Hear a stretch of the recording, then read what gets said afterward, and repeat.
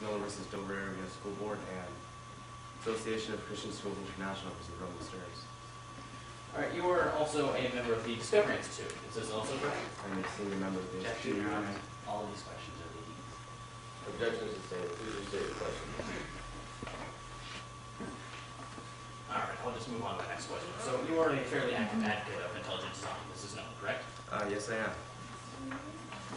So what are some of the... Counselor, your questions are still leading. Please restate your questions or you may step in. I apologize. I'm simply trying to establish this man's background as a evidence of reason for him to be speaking here. Please restate your questions. All right, I'll just cut the chase. So what are examples of things that you've found that promote intelligent design? Some things that I've found is, for example, bacterial flagellum. Bacterial flagellum is what I like to call it's irreducibly complex, which means that if you take away just one part, it ceases to function. Now, there's only one other structure that is similar to the flagellum, that is the T3SS protein cluster. The T3SS protein cluster injects toxins to host cells, much like a virus. Now, there are three hypotheses for why these two structures would be similar to each other. One, that the T3SS evolved from the flagellum. Two, that the flagellum evolved from the T3SS. And three, that they both evolved from a common ancestor. What any of these hypotheses fail to state is what exactly these things were before they became what they are now. So what you're trying to say is that some parts of intelligent design cannot be soundly disproven and therefore make it a valid scientific theory? That's correct. Thank you for your time, Mr. Beatty. No further questions, Your Honor.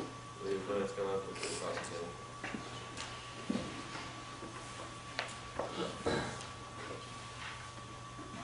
Mr. Beatty, in the theory of intelligent design in your book, Darwin's Black Box, you popularized irreducible complexity, right? Yes. What exactly is irreducible complexity in your words? Irreducible complexity means that something is so complicated that it couldn't have evolved from something else. Now, are you aware that there are ways for structures that are considered irreducibly complex to represent in natural selection? I suppose it's possible. Are you aware that transitional traits in organisms can be wiped out by a simple mutation in the DNA of an organism?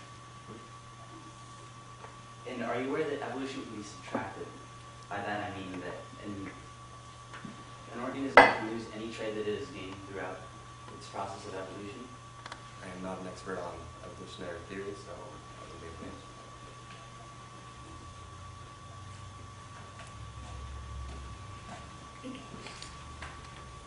Now, Mr. Beatty, in my hand I have a copy of the document, the Wedge document, and it was published by the Discovery Institute, which you are affiliated with, right? Yes. Would you do the court a favor and read this bullet point right here, please, out loud?